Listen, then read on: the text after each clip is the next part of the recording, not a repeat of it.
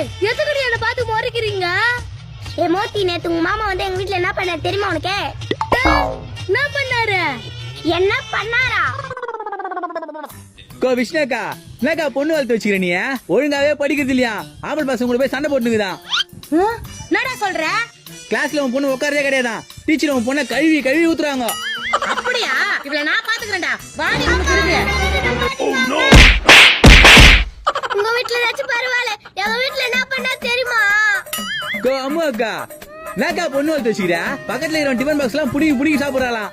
மவன நீ உள்ள வாடி. அம்மா சொல்லத நம்பாதமா, ப்ளீஸ் மா, ப்ளீஸ் மா. சரி இப்ப என்ன பண்ணலாம்? உங்க மாமா பையனா? சரி வாங்க.